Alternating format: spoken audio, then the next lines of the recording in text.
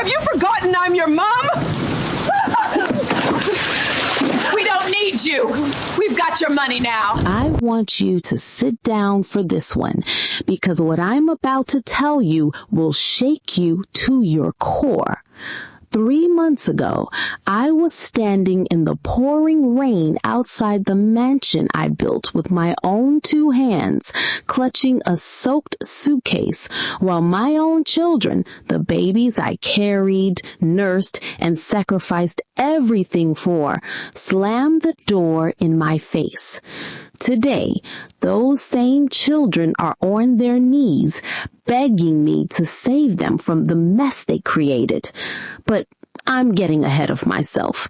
Let me take you back to where it all began. My name is Beverly, and I've lived 62 years on this earth. 43 of those years were dedicated to raising 3 children who would eventually break my heart in ways I never thought possible. But before I tell you about that rainy night that changed everything, you need to understand the woman I was and the sacrifices I made to get us to that $64 million blessing that became my curse. But before I proceed, I want you to do me a quick favor. Hit that subscribe button, give this video a like, and drop your country in the comments. I'd love to know where you're listening to me from. Thank you. It was 1984 when my husband Malik passed away suddenly from a heart attack. I was 39 years old with 3 young children. Leon was 12, Imani was 9, and little Kareem had just turned 6. Malik left us with nothing but a mountain of medical bills and a house we could barely afford. While other widows might have crumbled, I did what strong women have always done. I rolled up my sleeves and figured it out. Those early years were the hardest thing I've ever endured. I worked different jobs just to keep us afloat. Monday through Friday, I cleaned office buildings from 5 a.m. to 8 a.m. Then I'd rush home, get the kids ready for school, and head to my day job at the textile factory. After school, I pick up the children, help them with homework, cook dinner, and then head out for my evening shift at the diner until 11 p.m. Weekends were for laundry, groceries, church, and sometimes a 4th job catering parties for wealthy families across town. I remember Leon asking me once, "Mama, when do you sleep?" I just smiled and told him, "Sleep is for people who don't have dreams, baby. Mama's got big dreams for y'all." What I didn't tell him was that I'd catch maybe 4 hours a night, sometimes less. I'd lay awake planning, calculating every penny, figuring out how to make tomorrow better than today. The children never wanted for anything, though. They had clean clothes, hot meals, and all the school supplies they needed. When Leon wanted to join the football team, I found a way to pay those fees. When Imani showed talent in piano, I worked extra shifts to afford lessons. When little Kareem wanted those expensive sneakers all his friends had, somehow they appeared under the Christmas tree. They never knew that sometimes their mama went to bed hungry so they could have seconds at dinner. But it wasn't just about providing. I was determined to raise them right, to give them values that my late husband would have been proud of. Every Sunday after church, we'd visit Mrs. Shawn next door. She was 82. Lived alone, and had no family. The kids would help her with the groceries while I cleaned her house and cooked her meals for the week. I taught them that success meant nothing if you forgot where you came from and who helped you along the way. Remember, I tell them as we walked home from Mrs. Johnson's, God blesses us so we can be a blessing to others. Always help people when you can, because you never know when you might need help yourself. Those words would come back to haunt me in ways I never imagined. As the years passed, my hard work began to pay off. The long hours at the textile factory led to a supervisor position. The connections I made catering led to a small catering business of my own.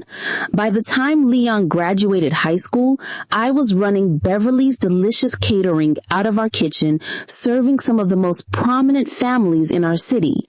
The business that started with me making potato salad for church functions was now bringing in real money. I reinvested every penny back into my children's futures and the business.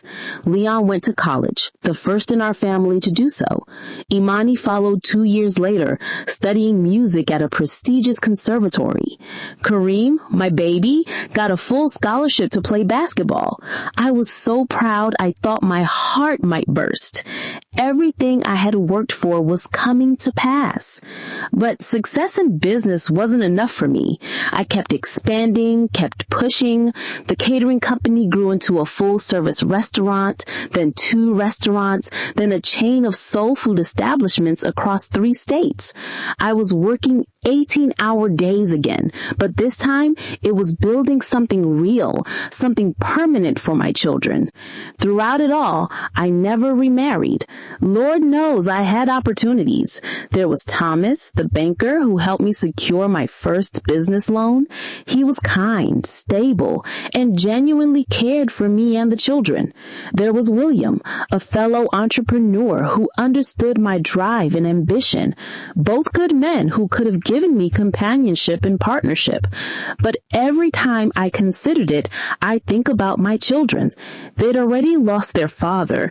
I didn't want to confuse them or make them feel replaced. So I chose them again and again. Mama, you should date, Imani would say when she was in college. You deserve to be happy. But she didn't understand. They were my happiness. Their success was my joy. Building a legacy for them was my purpose. Romance could wait. Love could wait. Beverly Johnson had children to raise and a future to secure. And by the time all 3 had graduated college and started their careers, Beverly's Delicious had become a multi-million-dollar enterprise. I had restaurants in 12 cities, a catering division that served Fortune 500 companies, and a line of frozen foods in grocery stores nationwide. My children were successful in their own right. Leon had become a lawyer, Imani was performing with symphony orchestras, and Kareem was coaching high school basketball while running youth programs in the community. But I wasn't done yet. At 55, when most people start thinking about retirement, I made the boldest move of my business career. I sold Beverly's Delicious to a major food corporation for $48 million. Combined with my other investments in properties, my net worth had reached $64 million.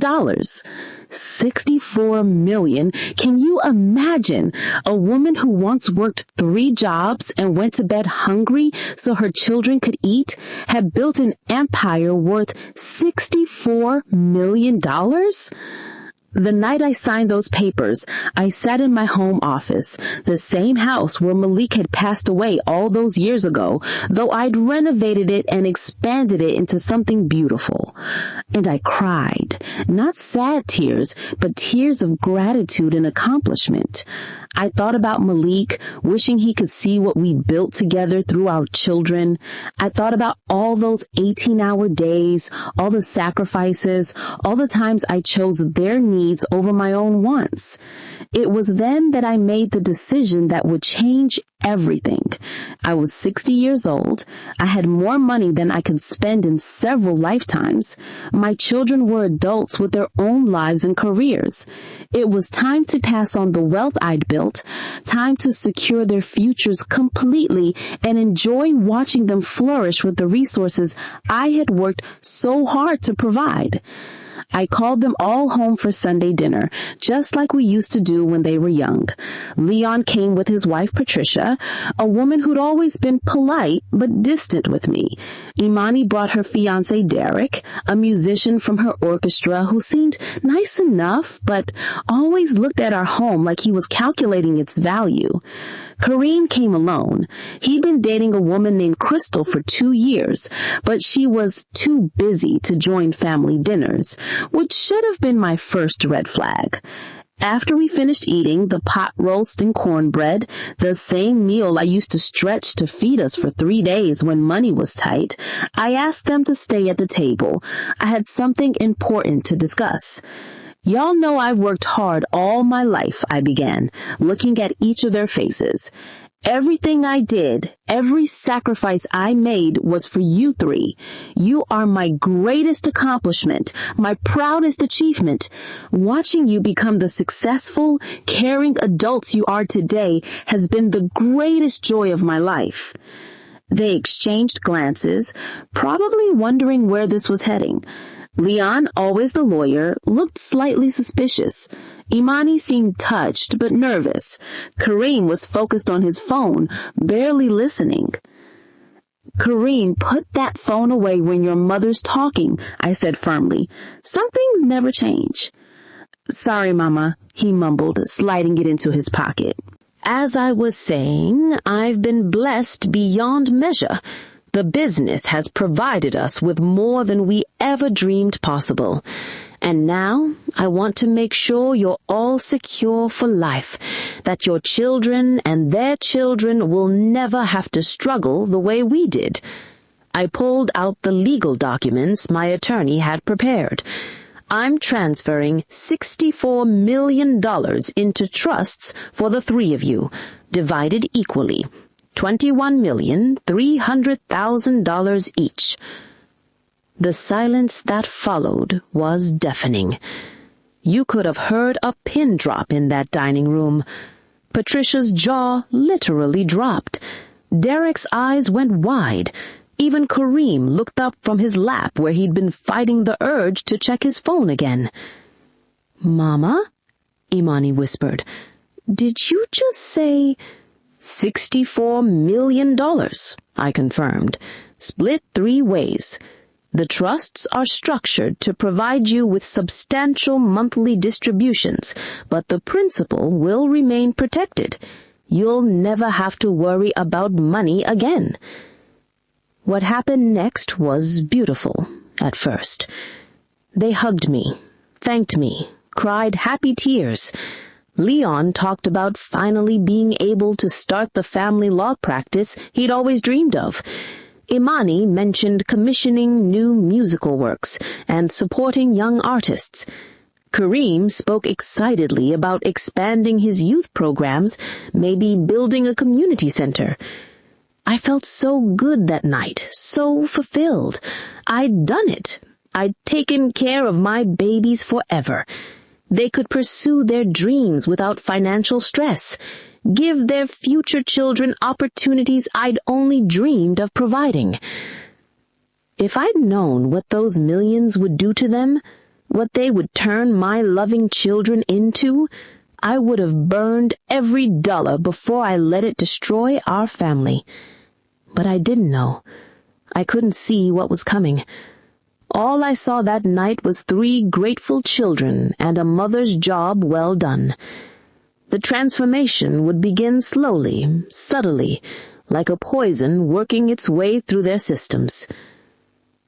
Within a month of receiving their inheritance, small changes started appearing. Leon's phone calls became shorter, more businesslike. Imani stopped coming to Sunday dinners, claiming she was too busy with her rehearsals and her social calendar. Kareem, my baby, who used to call me every other day just to check in, became almost unreachable. They're just adjusting to their new circumstances, I told myself. They're young, they're excited, they're living their lives. This is what I wanted for them. But deep down, something didn't feel right.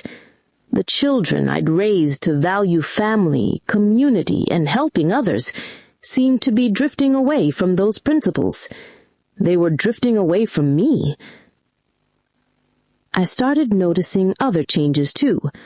Leon's wife, Patricia, who had barely tolerated me before, now seemed openly dismissive. When I called their house, she'd make excuses for why Leon couldn't come to the phone. "He's very busy with important clients now, Beverly. I'm sure you understand." The way she said my name, like it tasted bitter in her mouth, made my skin crawl. Imani's fiancé, Derek, went from politely distant to openly calculating. At family gatherings, he'd walk through my house, pointing out artwork and furniture, making comments about market value and investment potential. When Imani wasn't looking, he'd ask intrusive questions about my remaining assets, my will, my future plans. And Kareem's girlfriend, Crystal, who had been too busy for family dinners before, suddenly became very interested in attending once she learned about the inheritance. She'd sit at my table, eating my food, and make snide comments about how old-fashioned everything was. "Kareem, baby," she'd say in that saccharine voice, "you really should modernize this place. Get your mom to update her style, you know?" But it wasn't just their partners. My children themselves were changing. Leon started questioning my decisions about everything, from my charitable donations to my personal spending habits. "Mama, you need to be more careful with your money," he'd lecture me. "You can't just give to every sob story that comes along. You need to think about your future." This from the son who had received $21 million from me just months before. Imani began making comments about being embarrassed by our family's background. At a charity gala I'd been invited to as a major donor, she actually asked me to dress more appropriately for the venue and suggested I might be more comfortable sitting at a different table than the one I'd been assigned with other major philanthropists. Our background? The background that included me working 3 jobs to put her through piano lessons? The background that built the fortune that was paying for her lavish wedding? I sat at that table, surrounded by strangers, watching my daughter dance with her new husband while they celebrated with money I had given them. And I felt more alone than I had since Malik died. Mrs. Maurice, who was sitting next to me, she was the grandmother of one of Derek's musician friends, leaned over and whispered, "Honey, you look so sad. Isn't this supposed to be a happy day?" I just smiled and nodded, but inside I was breaking. This wasn't the daughter I had raised. This wasn't the little girl who used to crawl into my bed after nightmares, or the teenager who would call me crying when boys broke her heart. This was someone else, someone the money had created. But even then, I held on to hope. Even then, I thought maybe things would settle down once they got used to their new wealth. Maybe they'd remember who they were and where they came from. I was still making excuses for them, still believing that love would conquer greed. Looking back now, I realized that was my biggest mistake. I kept giving them chances to hurt me, kept opening my heart to be broken again and again. I was so desperate to hold on to my children that I ignored every red flag, every warning sign that they were no longer the people I'd raised them to be. But pain has a way of teaching you lessons that sometimes love can't.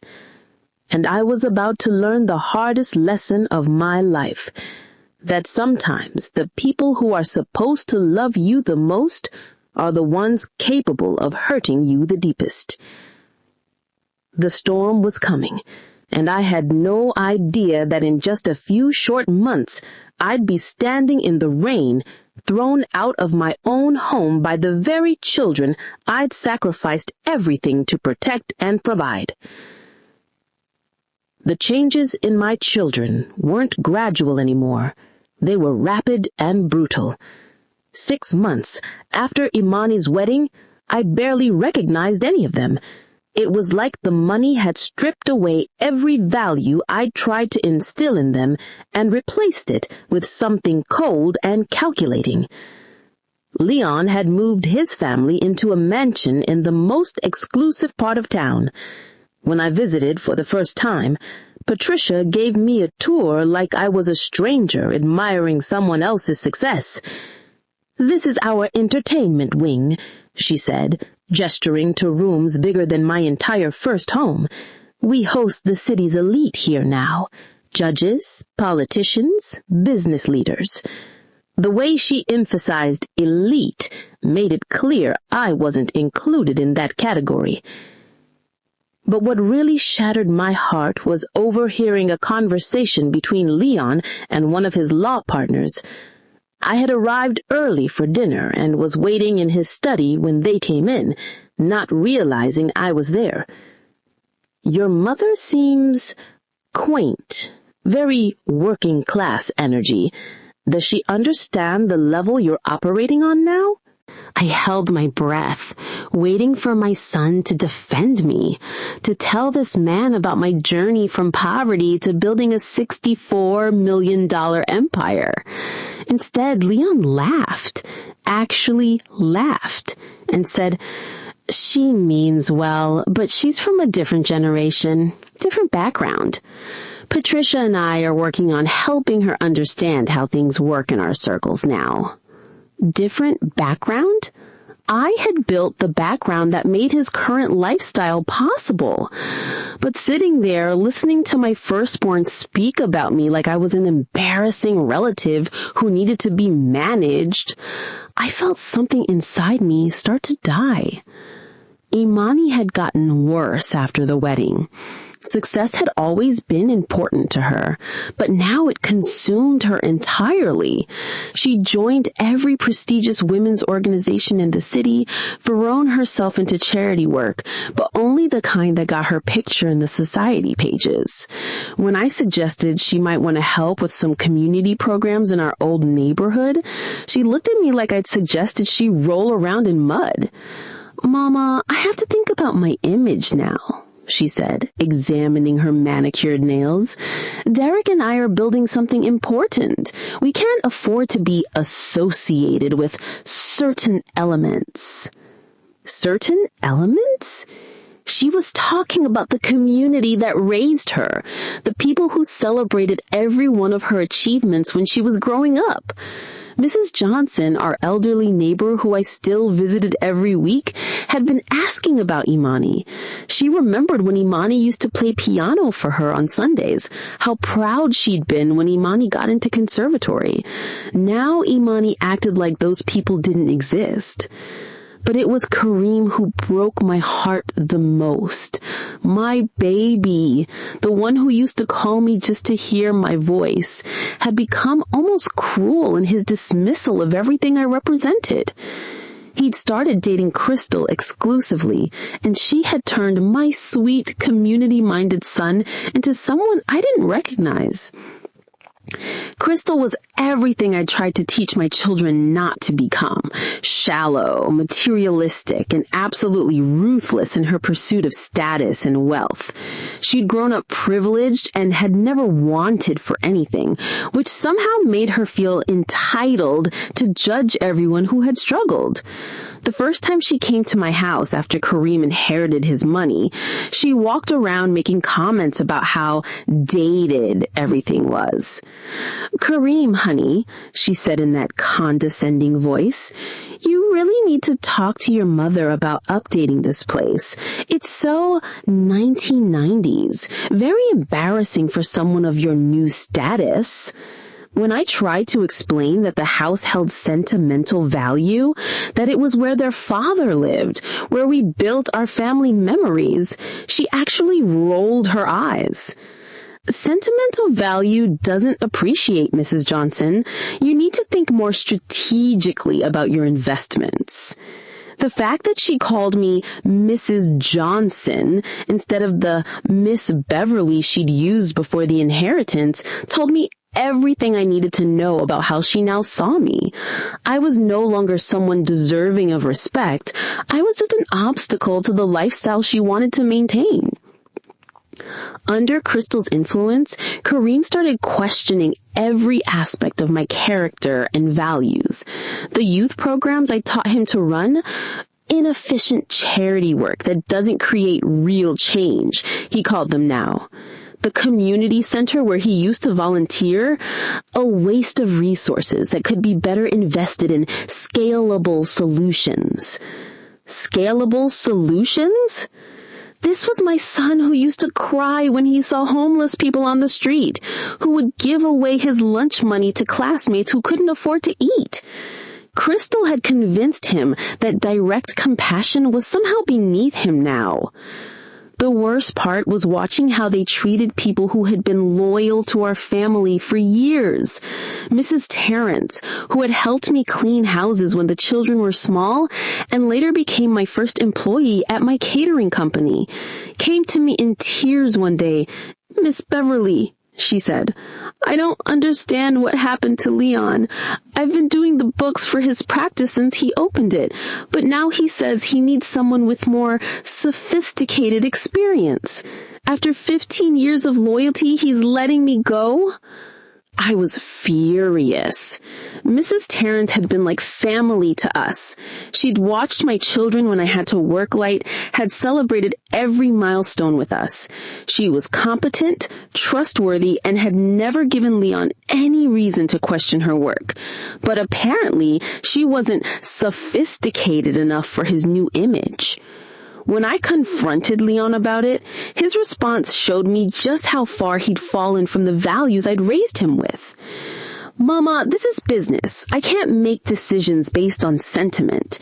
Mrs. Terrence is a nice lady, but she doesn't have the credentials my firm needs now that we're handling high-profile cases." "What credentials, Leon? She's been handling your books perfectly for 15 years. "She doesn't have a college degree, Mama. My clients expect a certain level of professionalism from everyone associated with my practice." I stared at my son, the man I'd sacrificed everything to put through college, and felt sick to my stomach. So now a college degree determines someone's worth? Mrs. Terrence raised 4 children, built a successful bookkeeping business from nothing, and has been more loyal to this family than most people with fancy degrees. But that doesn't matter because she doesn't have a piece of paper on her wall? Leon's face hardened. "You're being overly emotional about this, Mama. This is exactly the kind of thinking that holds people back from real success." Real success? I wanted to scream at him that real success was built on treating people with dignity, on remembering where you came from, on lifting others up as you climbed.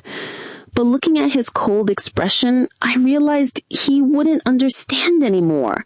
The money had changed him into someone who saw people like Mrs. Terrence, people like the woman I used to be, as disposable. It was around this time that I started noticing they were making major decisions without consulting me at all. They'd formed what they called the Family Investment Group and were pooling portions of their inheritance into joint ventures. When I asked to be included in these discussions, they looked at each other like I'd asked to sit at the children's table. "Mama, these are complex financial decisions. You wouldn't understand the nuances involved." I wouldn't understand? I built a multi-million-dollar business empire from scratch, but somehow I wasn't qualified to understand their complex investments? The condescension in her voice made my hands shake with anger. But it was the final insult when they started questioning my ongoing charitable work. I had always donated to various causes: the community center, scholarships for local students, help for struggling single mothers. It wasn't a large percentage of my remaining wealth, but it was consistent and meaningful to me. Kareem, influenced by Crystal's materialistic worldview, decided this needed to stop. "Mama, you're giving away too much money," he announced during one of our increasingly rare family dinners. "You need to be more strategic about your philanthropy. All this small-scale giving isn't creating any real impact."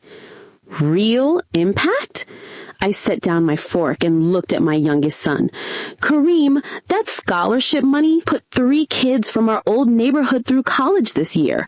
That funding for the community center feeds 50 families every week. How is that not real impact?" Crystal, who had somehow become a regular fixture at our family gatherings, despite never being officially invited, jumped in with her opinion. "What Kareem means, Mrs. Johnson, is that you could be leveraging your donations for better tax advantages and social positioning. Random charity doesn't build your legacy."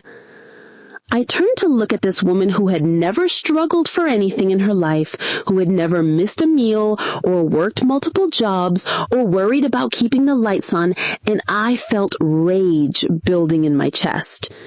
"My legacy," I said slowly, "is sitting around this table. My legacy is 3 children who were raised to care about others, to give back to their community, and to remember that success means nothing if you forget where you came from." The silence that followed was deafening.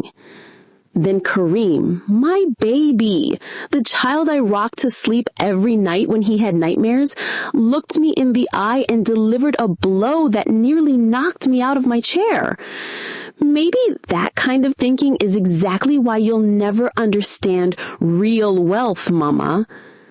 You're still stuck in poverty mindset." Poverty mindset? I took this family from government assistance to generational wealth, and my son was accusing me of having a poverty mindset because I believed in helping others? But it was the look in his eyes that really broke my heart. There was no love there, no respect, no recognition of who I was or what I'd done for him. But it was the look in his eyes that really broke my heart. There was no love there, no respect, no recognition of who I was or what I'd done for him. There was just cold calculation, like he was looking at a stranger who was interfering with his plans. That's when I knew something had to change. I couldn't keep pretending that this was just a phase, that they'd eventually remember their values and come back to being the children I'd raised. The money had fundamentally changed who they were, and I was no longer their beloved mother. I was an obstacle to the lifestyle they wanted to maintain. I made a decision that night that would set everything in motion. If they wanted to act like they didn't need me, if they wanted to treat me like an embarrassing burden, then maybe it was time to see how well they could manage without me entirely. I started making plans. Quiet plans that none of them knew about. I began documenting their behavior, their decisions, their treatment of people who had been loyal to our family.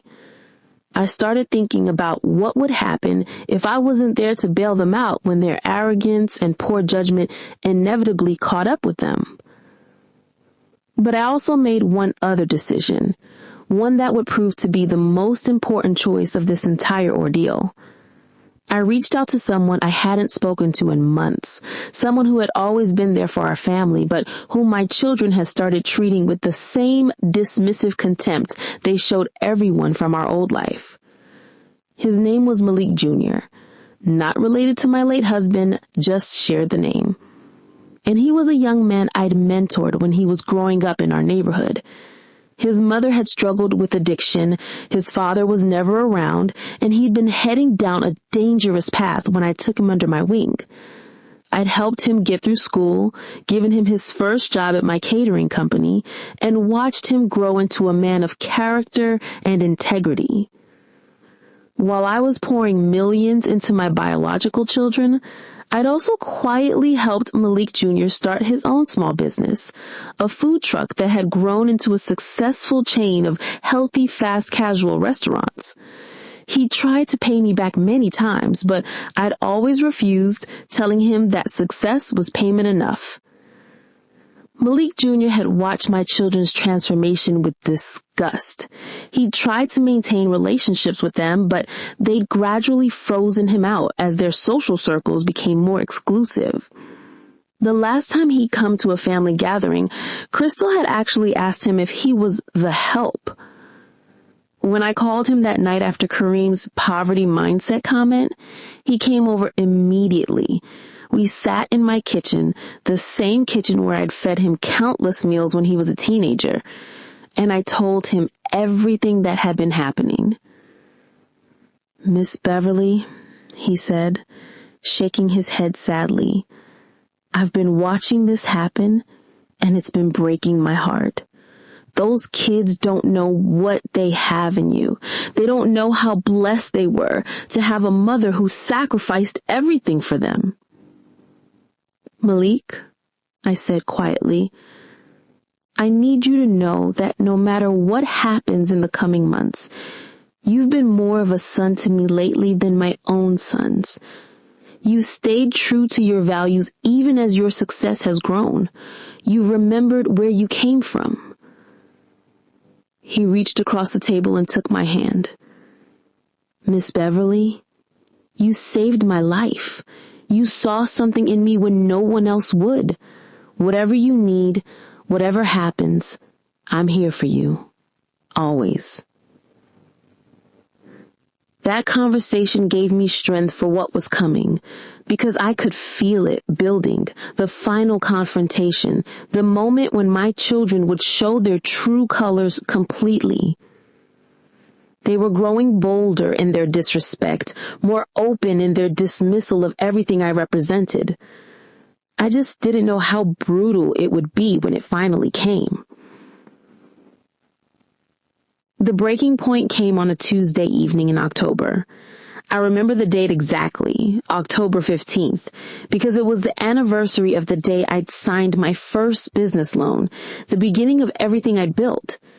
It seemed fitting, in the cruelest possible way, that this would be the day my children would destroy everything we'd been to each other. I had called a family meeting. After months of watching them drift further away from everything I'd taught them, after seeing how they treated Mrs. Terrence and other people who'd been loyal to our family, I knew we needed to have a serious conversation. I still believed, God help me, I still believed that somewhere inside them were the children I'd raised, and that maybe, just maybe, I could reach them. They came to the house reluctantly. Leon arrived first, checking his expensive watch every few minutes like he had somewhere more important to be. Imani came in complaining about having to cancel dinner plans with some society friends. Kareem showed up last, with Crystal attached to his arm like a designer accessory. "Mama, this better be important," Leon said, settling into the living room chair that used to be his father's favorite. I looked around at these three people who had once been my whole world, and I felt a sadness so deep it nearly took my breath away. But I pressed on, determined to try one more time to reach them. I wanted to talk to y'all about our family, about the values we used to share, about the way we've been treating each other lately. Imani sighed dramatically. "Mama, if this is about Mrs. Terrence again, it's about more than Mrs. Terrence, baby. It's about who you've become since you inherited that money. It's about how you've been treating people, how you've been treating me." Crystal shifted in her seat and whispered something to Kareem that made him suppress a laugh. The disrespect was so blatant, so cruel, that I felt anger starting to rise in my chest. "You think this is funny?" I asked, looking directly at Crystal. "You think our family's problems are something to laugh about?" "Mrs. Johnson, maybe the problem isn't the kids. Maybe the problem is that you can't accept that they've outgrown your limitations." My limitations? This woman who had never worked a day in her life, who had never sacrificed anything for anyone, was talking to me about limitations? But before I could respond, Kareem spoke up, and the words that came out of his mouth changed everything between us forever. Mama, Crystal's right. We've been trying to be patient with you, but you're holding us back. You're embarrassing us with your old-fashioned ways and your charity case mentality. We can't keep pretending that you understand the level we're operating on now. I stared at my youngest son, the baby I carried when Malik died, the child I sung to sleep every night for years, and I didn't recognize him at all. Charity case mentality? I repeated slowly. Kareem, I built everything you have from nothing. I worked 3 jobs to put you through school. I gave you $21 million. How was that charity case mentality? Because you act like you owe us something for that? You act like we should be grateful forever? Like we should limit ourselves because of where we came from? Leon nodded with agreement. Mama, what you did was admirable for your generation, but we're playing in a different league now. We need to make decisions based on strategy, not sentiment. The contempt in their voices was like a physical slap. These were my children, the ones I loved more than my own life, and they were talking to me like I was some kind of burden they'd been carrying. Let me understand this, I said, my voice shaking with emotion. You think I've been holding you back? You think the woman who built a $64 million empire is somehow beneath your level? Crystal leaned forward with a smirk. Mrs. Johnson, that was impressive for your time, but times have changed. The kids need to think bigger now. They need to move in circles where your background won't be an asset. That's when something inside me snapped. This woman, this parasite who had latched onto my son and poisoned him against his own family, was sitting in my home, eating at my table, and telling me that I wasn't good enough for my own children? Get out, I said quietly. Excuse me? Crystal's eyebrows shot up in surprise. I said, get out of my house. You have some nerve sitting there, benefiting from the wealth I created and telling me I'm not good enough for my own children. Kareem stood up immediately, his face flushed with anger. Mama, you can't talk to Crystal like that. She's going to be my wife. Your wife? The words hit me like a truck. When did this happen? We got engaged last week, and if you can't treat her with respect, then maybe we shouldn't be here at all. I looked at this woman who was about to become my daughter-in-law, who would be part of my family forever, and I saw nothing but coldness and greed in her eyes. She wasn't marrying Kareem because she loved him. She was marrying the money I'd given him. Kareem, I said, trying to keep my voice calm. Can I speak to you alone for a minute? Crystal immediately grabbed his arm. Kareem, honey, I don't think that's a good idea. Your mother is clearly not thinking rationally right now. I'm not thinking rationally. I stood up, my patience finally at an end. I'm not the one who's forgotten where I came from. I'm not the one who's treating people like they're disposable. I'm not the one who's let money turn me into someone my own father wouldn't recognize. Don't you dare bring Dad into this, Leon said, standing up as well. He would want us to succeed, to build on what you started. Your father would be ashamed of what you've become, I said, and I meant every word. He would be disgusted by how you've treated Mrs. Terrence, how you've dismissed everyone who helped us along the way, how you've let strangers turn you against your own mother. The silence that followed was electric with tension. Then Imani laughed, actually laughed, and said something that broke my heart into a million pieces. Mama, Daddy's been gone for 23 years. Maybe it's time you stopped using him to manipulate us into feeling guilty for living our own lives. Manipulate them? Using Malik's memory to manipulate them? The man who had loved them with his whole heart, who had worked himself to death trying to provide for them, and she thought invoking his memory was manipulation? You want to live your own lives? I said, my voice deadly quiet. Fine, live your own lives, but don't expect me to keep funding them. That got their attention. All three of them went very still, and I saw something flicker across their faces. Not love, not concern for our relationship, but fear. Fear that their money train might be coming to an end. What do you mean? Leon asked carefully. I mean I'm done. I'm done being disrespected in my own home. I'm done watching you treat good people like garbage. I'm done pretending that the money I gave you somehow entitles you to treat me like I'm worthless. Crystal whispered something urgent to Kareem, and he stepped forward. Mama, you're being dramatic. We love you, but we're adults now. We don't need you managing our lives anymore. Good, I said. Then you won't mind managing them completely on your own. That's when Leon's lawyer instincts kicked in, and he asked a question that would lead to my destruction. Mama, what exactly are you saying?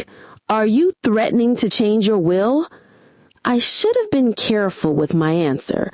I should have thought about the implications.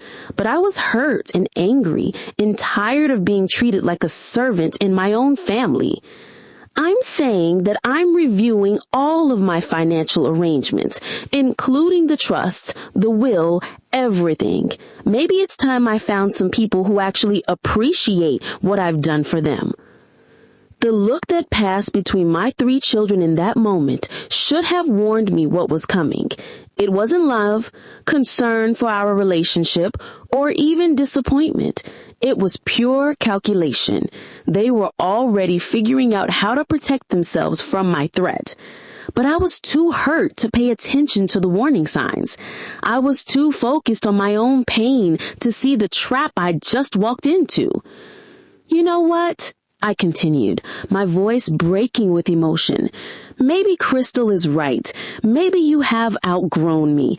Maybe the woman who sacrificed everything for you, who went without so you could have everything, maybe she's not sophisticated enough for your new lives. I headed toward the door, needing to get away from them before I said something even worse. But as I reached for the handle, Imani said something that stopped me cold. Mama, you need to think very carefully about what you're doing. We've built lives around the financial security you provided. You can't just pull the rug out from under us because your feelings are hurt. Are you threatening me? I turned around slowly. I'm just saying that there could be consequences if you try to take back what you've already given us. Legal consequences. Leon nodded in agreement. Mama, those trust documents are legally binding. You can't just change your mind because we're not living our lives the way you want us to. And that's when I realized what was happening. They weren't just dismissing me. They were positioning themselves to fight me if I tried to exercise any control over the money I'd given them. They were preparing for war against their own mother. Get out, I said quietly. Mama, Kareem started. Get out, I screamed, all my pain and frustration and heartbreak pouring out in those 2 words. Get out of my house, all of you, now. They left, but not before Crystal gave me a look that was pure ice. You're making a mistake, Mrs. Johnson. Kareem won't choose you over me. None of them will choose you over their futures. After they were gone, I sat in my empty house and cried harder than I had since Malik died. But even in my grief, I didn't understand the full scope of what was about to happen to me. I thought the worst was over. I had no idea that my children were about to show me just how ruthless they could be when their money was threatened. 3 days later, I found out that they had been meeting with lawyers, not just any lawyers, high-powered attorneys who specialized in estate litigation and family financial disputes.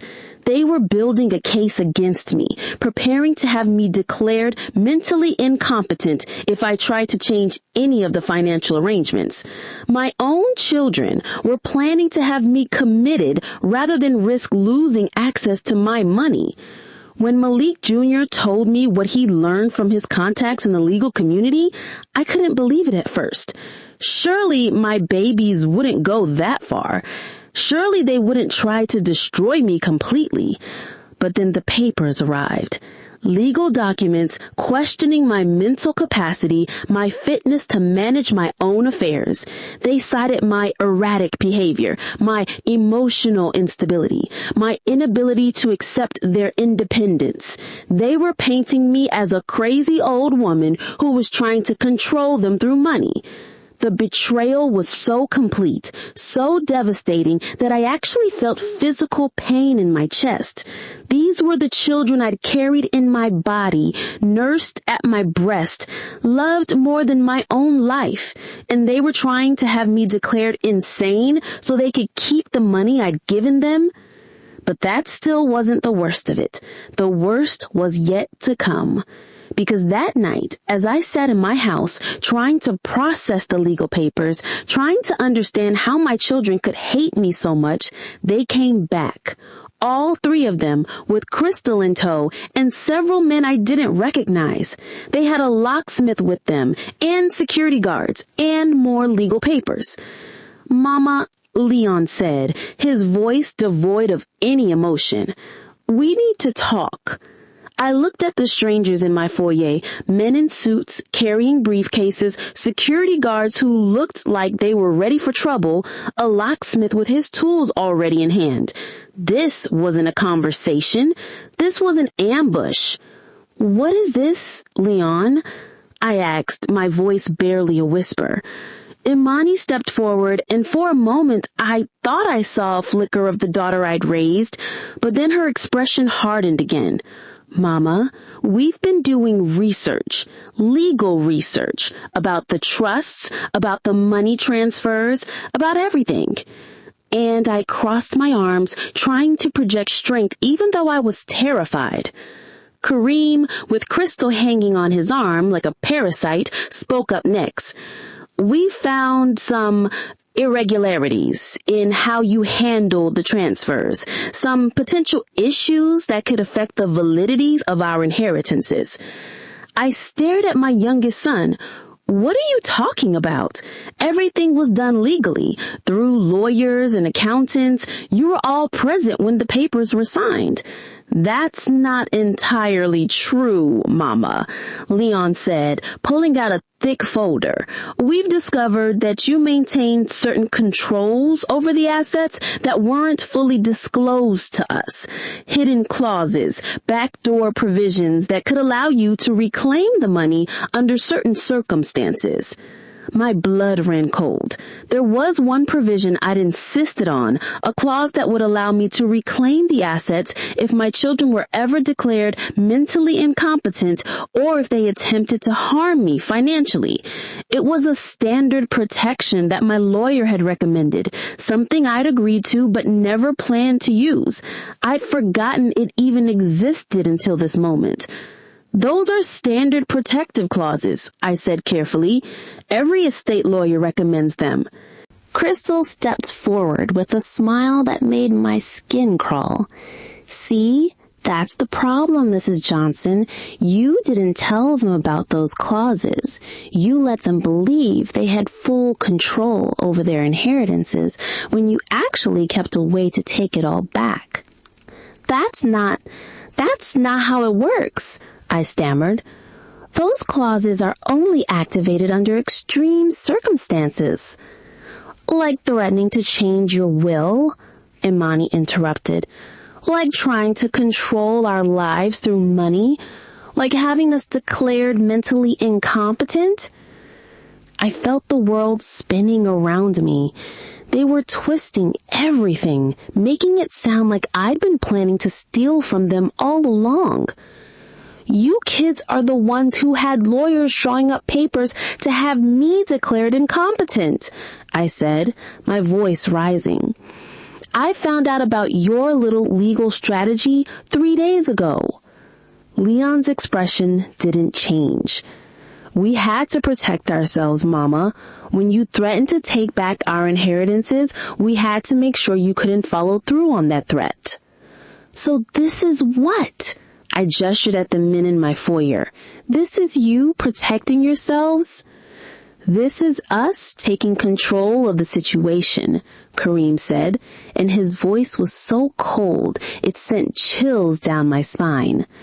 We can't let you destroy our futures because you're angry at us. One of the suited men stepped forward. Mrs. Johnson, I'm Attorney Bradford. I represent your children in this matter. We have court orders here that we need to discuss with you. Court orders? My hands were shaking as he handed me the papers. As I read through the legal language, the horror of what they were doing became clear.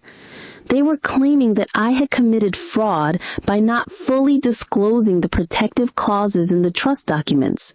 They were asking the court to void those clauses and grant them full, irrevocable control over their inheritances. But that wasn't the worst part.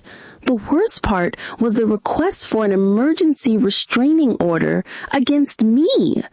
They were claiming that I posed a threat to their financial security and requesting that I be prohibited from interfering with their assets or their lives.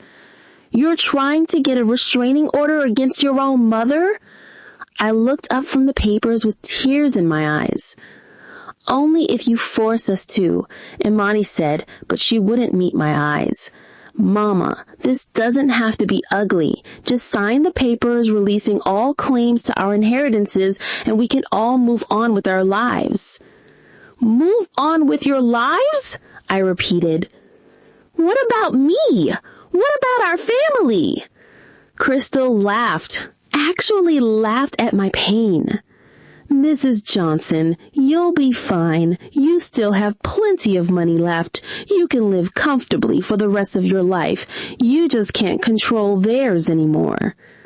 I looked around at these people in my home, my children who had become strangers, their lawyers and security guards, the locksmith standing ready to change my locks, and I realized that this was it. This was the moment I'd been dreading without knowing it was coming. And if I don't sign? I asked quietly. Attorney Bradford cleared his throat. Mrs. Johnson, you need to calm down. This kind of emotional outburst is exactly what we're concerned about. Emotional outburst? I was being betrayed by my own children, having my life's work stolen from me, and they were calling my pain an emotional outburst?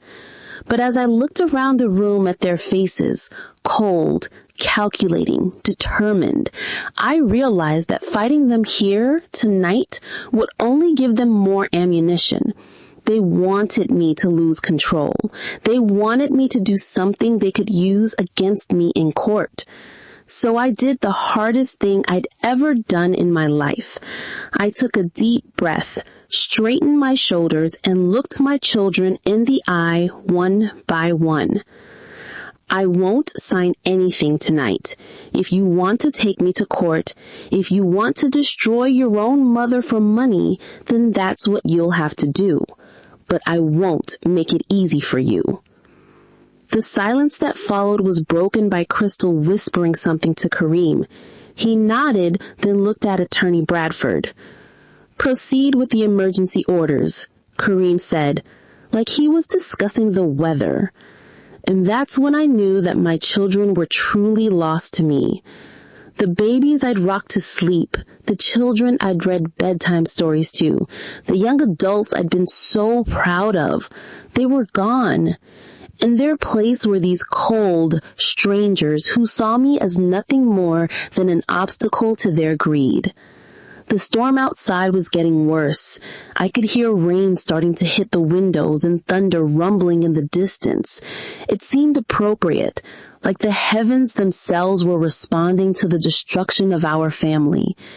I had no idea that within an hour, I'd be standing in that rain myself, thrown out of my own home. What happened next will stay with me for the rest of my life, not just because of the cruelty of it, but because it was the moment I truly understood that the children I'd raised were gone forever, replaced by monsters wearing their faces. Attorney Bradford pulled out his phone and made a call. Within minutes, 2 more men arrived at my door, a process server and what looked like a court bailiff.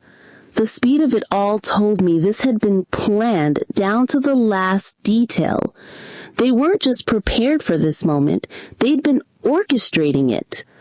Mrs. Johnson, the process server said, handing me a thick envelope, "You're being served with an emergency restraining order and a court summons. You have 72 hours to vacate these premises." Vacate these premises?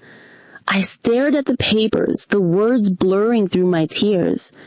This is my house. I bought this house. I've lived here for 30 years. Actually, Mama, Leon said, pulling out another set of documents, that's not entirely accurate anymore. My blood turned to ice. What do you mean? Imani stepped forward, and for the first time since this nightmare began, she looked uncomfortable. But she pressed on anyway. When you set up our trusts, you transferred several properties into them for tax purposes. This house was one of them. I felt the floor drop out from under me.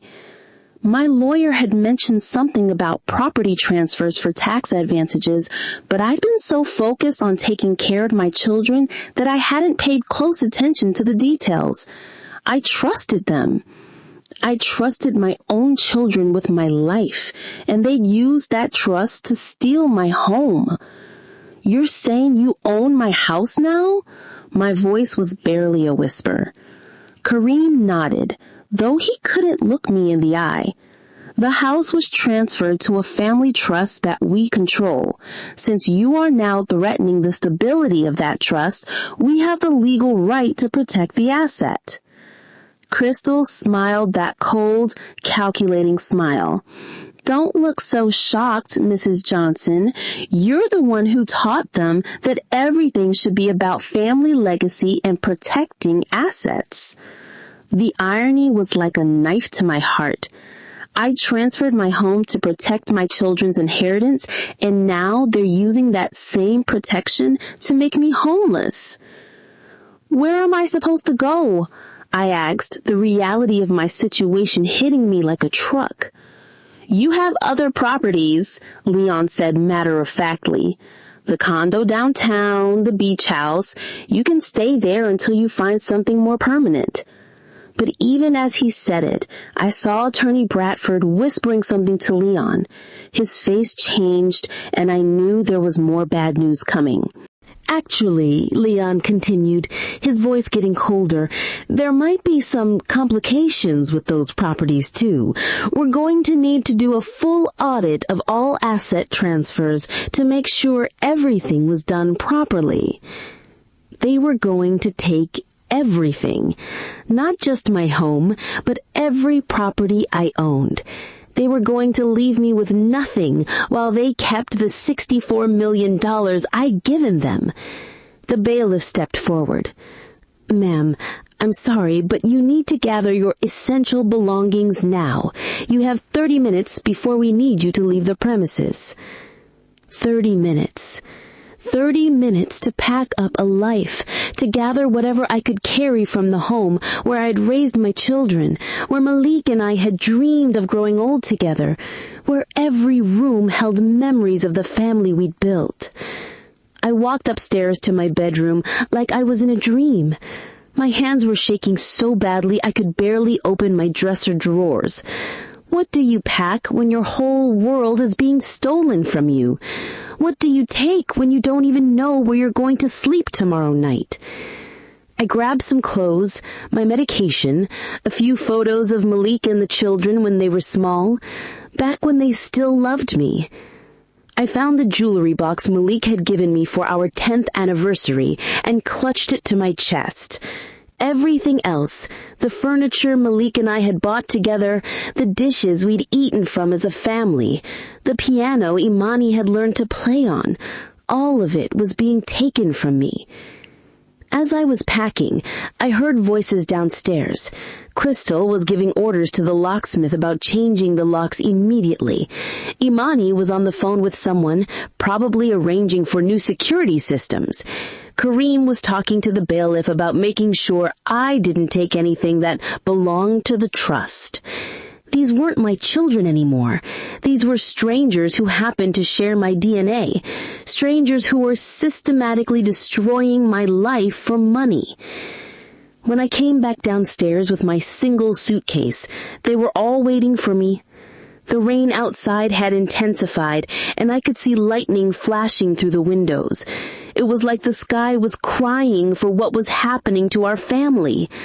"Mama," Imani said, and for a moment her voice cracked slightly. "You brought this on yourself. If you had just accepted that we're adults—" "Don't." I held up my hand to stop her. "Don't you dare try to justify this. Don't you dare pretend that stealing your mother's home and leaving her on the street is somehow my fault." Crystal stepped closer to Kareem, whispering something in his ear. Whatever she said made him straighten up and look at me with renewed coldness. "You're not on the street, Mama. You have money. You can get a hotel room, find an apartment. You'll be fine." "I'll be fine." I stared at my youngest son, my baby, the child who used to crawl into my bed during thunderstorms because he was scared. "Kareem, you're throwing your mother out of her home in the middle of a storm, and you think I'll be fine?" "You're being dramatic," Leon said, checking his watch again. "It's just rain. You're not going to melt."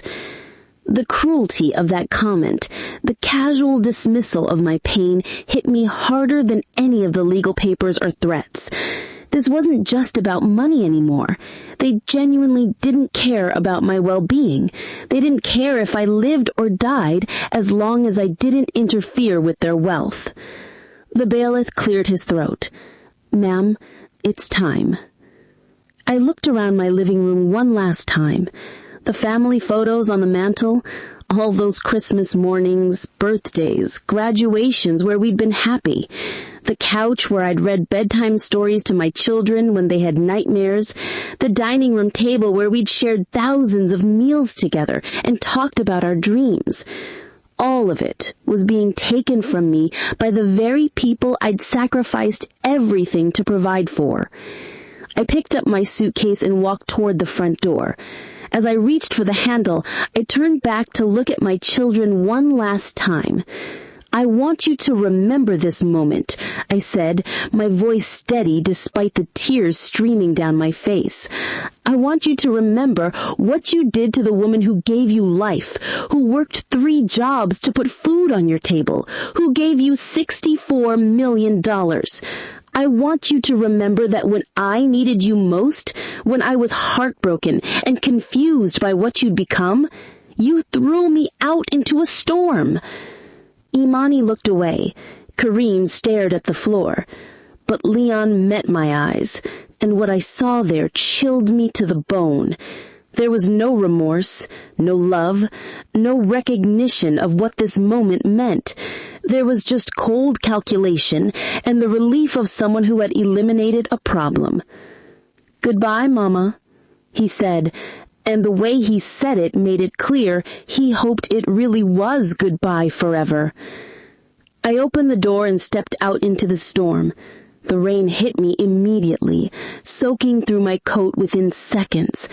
Behind me, I heard the door slam shut, followed by the sound of locks being changed.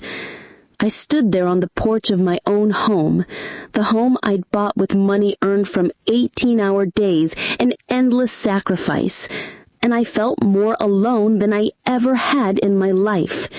Not even when Malik died had I felt this abandoned, because then I still had my children's love to sustain me. Now I had nothing. The rain was coming down in sheets, and I had nowhere to go. My car keys were inside.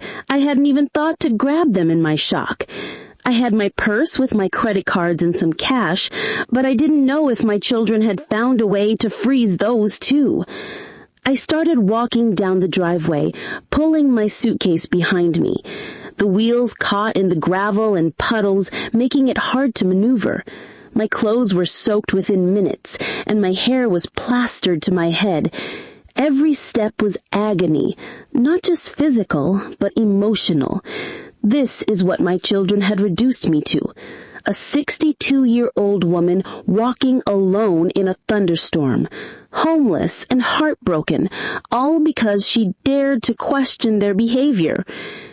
I made it to the end of the driveway and stood under a streetlight trying to figure out what to do next. I needed to call a taxi, but my phone was getting wet from the rain. I needed to find shelter, but I didn't even know where to begin. That's when I heard a car door slam. I looked up to see Malik Jr. running toward me through the rain.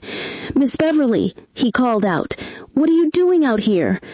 The relief I felt at seeing his face was overwhelming. "Malik," I sobbed, "they threw me out. My own children threw me out of my house in the middle of a storm."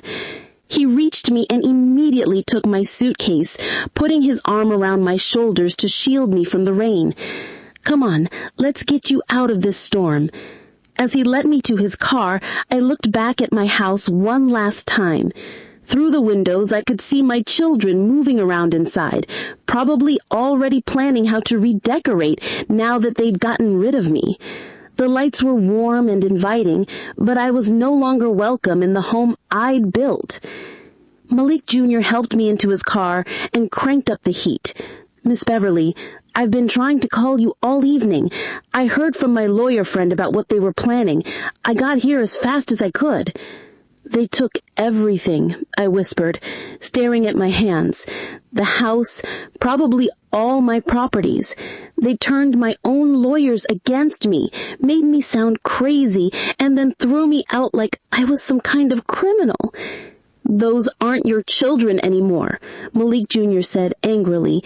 "I don't know what happened to them, but the people who did this to you are not the kids you raised."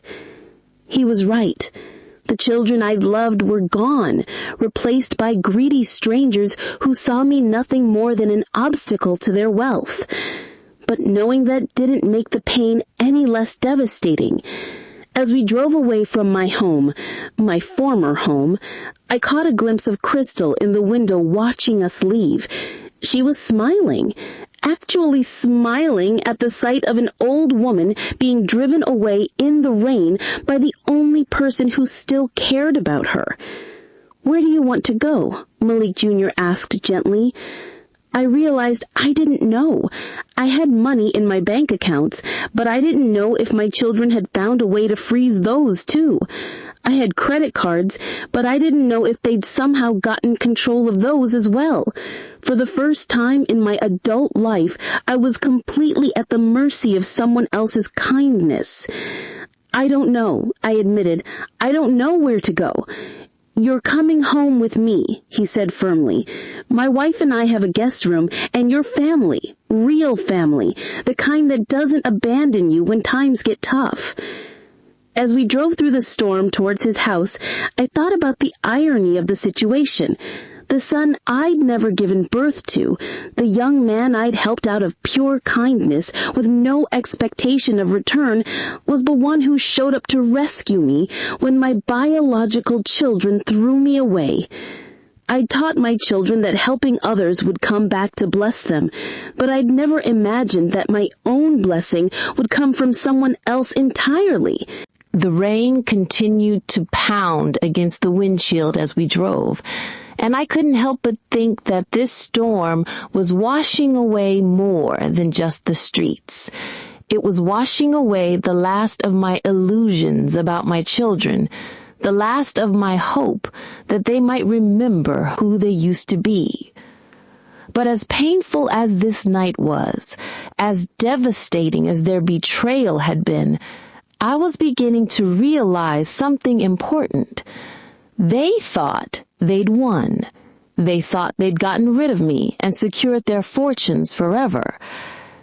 They had no idea what was coming for them.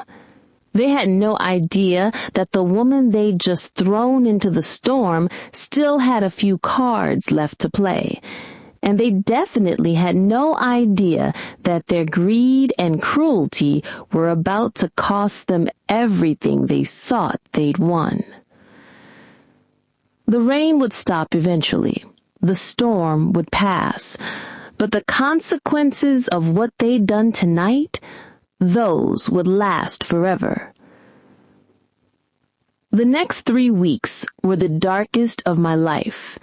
Malik Jr. and his wife Kiera opened their home to me without question, treating me with the love and respect my own children had stripped away. Their guest room became my sanctuary, a place where I could grieve for the family I lost and try to figure out what came next. But even in my pain, I wasn't passive. While my children thought they destroyed me completely, I was quietly assessing the damage and planning my next moves. You don't build a $64 million empire by giving up when things get tough, and I wasn't about to start now. The first shock came when I tried to access my bank accounts. Leon had been right to look smug that night. They'd frozen nearly everything. Using the same legal claims about my mental instability and the fraudulent trust arrangements, they'd gotten court orders restricting my access to most of my liquid assets. I had my personal checking account with about $50,000, but everything else was tied up in legal proceedings. $50,000 sounds like a lot of money to most people, but when you're used to having millions and you're facing legal battles that could cost hundreds of thousands in attorney fees, it's terrifying how quickly that security disappears. But here's what my children didn't know, what they couldn't have known because they'd never bothered to really understand my business dealings. In all their greed and legal maneuvering, they'd overlooked one small investment I'd made years ago, something so insignificant at the time that it hadn't even been worth mentioning in the trust documents. 15 years earlier, a young entrepreneur named David Corey had approached me about investing in his technology startup. Most investors had turned him down because he was an immigrant with limited connections and a business plan that seemed too ambitious. But I saw something in him that reminded me of myself. Hunger, determination, and the kind of work ethic that comes from having nothing to lose. I'd invested $200,000 in his company, taking a small equity stake. It wasn't about the money. I was already successful by then. It was about helping someone who reminded me of the person I'd been when I was starting out. David had tried to pay me back several times over the years as his company grew, but I'd always refused, telling him to reinvest the money and make his dreams bigger. That little startup was now worth over $100 million, and I still owned 15% of it. My children and all their scheming had forgotten about this investment entirely. It had never been part of their inheritance discussions because they'd never showed any interest in the detailed workings of my business portfolio. They'd only cared about the big numbers, the obvious assets, the things that could be easily transferred into their names. But I didn't touch that investment yet. I needed to understand exactly what I was dealing with first, and I needed to watch how their own greed would destroy them before I made my move. That's when Malik Jr. became my eyes and ears in the community. His restaurant business had made him connected to all levels of society, from working-class families to wealthy investors. People talked to him, confided in him, because he had a reputation for discretion and integrity. Through him, I started learning what my children were really doing with their newfound freedom. The news wasn't good for them. Leon had decided he was a financial genius. Within a week of getting rid of me, he'd taken his $21 million and invested heavily in a get-rich-quick scheme involving cryptocurrency and foreign real estate. Patricia had been pushing him toward sophisticated investments that would make them look impressive at their country club social events. Malik Jr.'s lawyer friend told us that Leon had put nearly $15 million into a development project in some Central American country, convinced he was getting on the ground floor of the next big resort destination. The problem was he'd done zero due diligence. He trusted the recommendations of Patricia's wealthy friends without bothering to verify anything about the project's legitimacy. I could have told him it was a scam. I'd seen dozens of these exclusive investment opportunities over the years, schemes designed to separate wealthy people from their money by appealing to their egos and their desire to feel like insiders. But Leon didn't want his old-fashioned mother's advice. Imani's downfall was even more predictable. She'd always been insecure about her place in high society, and now that she had money, she was desperate to buy her way into acceptance. She and Derek had purchased a mansion that cost them $8 million, not because they needed that much space, but because it was in the right neighborhood, with the right kind of neighbors. But money can't buy class. And Imani quickly learned that the old money families she was trying to impress weren't interested in welcoming newcomers, no matter how much wealth they flashed around. She started throwing elaborate parties, donating huge sums to fashionable charities, buying expensive artwork and jewelry, anything to get the recognition she craved. But the problem was, Derek had expensive tastes of his own. He'd convinced Imani to bankroll his dream of becoming a serious composer, which involved commissioning a full orchestra for his experimental pieces that no one wanted to hear. They were burning through money at a rate that would have alarmed anyone with financial sense. But it was Kareem who broke my heart the most, even as his choices validated every concern I'd had about Crystal's influence. My youngest son had completely lost himself in trying to keep up with Crystal's demands. She wanted to live like a celebrity, and Kareem was bankrupting himself to make that happen. They'd bought matching luxury cars, rented penthouses in 3 different cities, and were throwing money around like it was confetti. Crystal had convinced Kareem that he needed to invest in her modeling career, which involved paying for expensive photo shoots, designer wardrobe, and connections to influential people in the entertainment industry. None of it was generating actual income, but Crystal kept promising that she was on the verge of making it big. Malik Jr. told me that Kareem had been seen at high-end casinos, gambling away tens of thousands of dollars at a time. When I heard that, I wanted to cry. My baby, who I raised to be responsible and community-minded, was throwing away his future trying to impress a woman who clearly didn't love him for who he was. But the worst part was how Crystal was isolating him from everyone who might have given him good advice. She'd convinced him that his old friends were jealous of his success, that his former colleagues in youth work were beneath his new status, that anyone who questioned their lifestyle was just trying to hold him back. Watching all of this unfold through Malik Jr.'s reports was like watching a slow-motion car crash. My children were destroying themselves, and there was nothing I could do to stop them because they'd cut me out of their lives completely. But I wasn't just sitting around feeling sorry for myself. I was building relationships with people who had remained loyal to me, people who understood what real integrity looked like. Mrs. Terrence, who Leon had fired so callously, came to visit me at Malik Jr.'s house. She brought homemade tamales and tears in her eyes.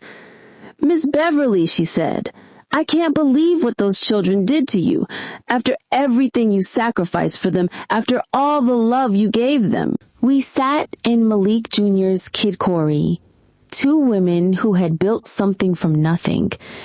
And we talked about values and loyalty and what happens when money corrupts people's souls. Mrs. Terrence told me she'd started her own bookkeeping business after Leon fired her, and she already had more clients than she could handle. "People want to work with someone they can trust," she said.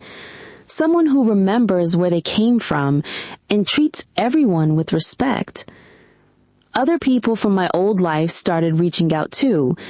Mrs. Johnson, my elderly neighbor who was now 91, called to check on me when she heard what had happened. Former employees from my catering business wrote letters expressing their shock and support.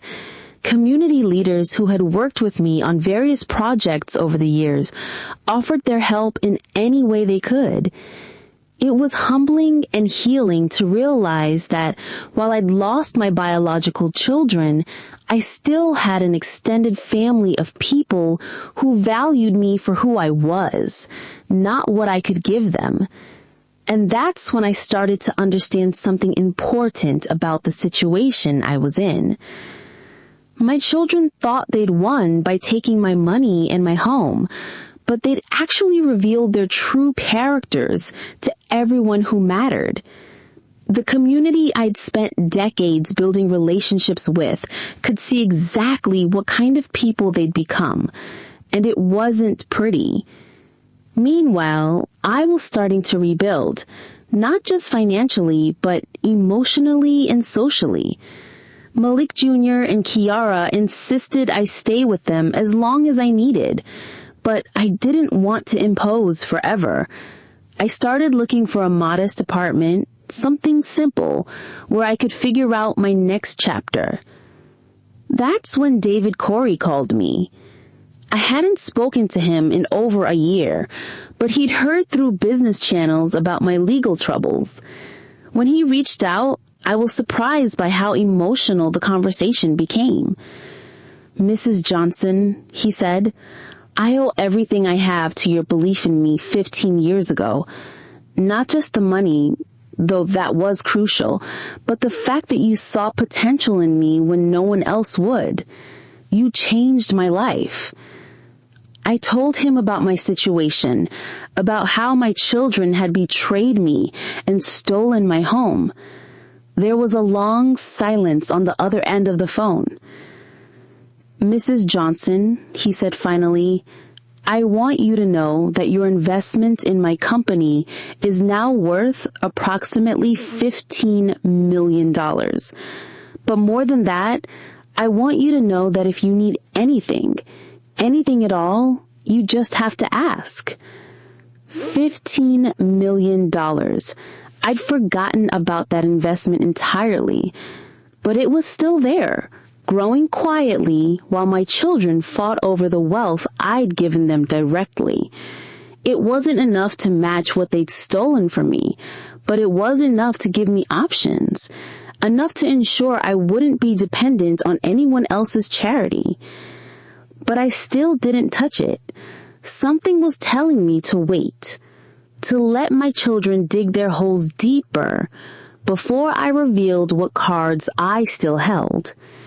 And that instinct proved to be right, because the news Malik Jr. brought me after my 4th week of exile changed everything.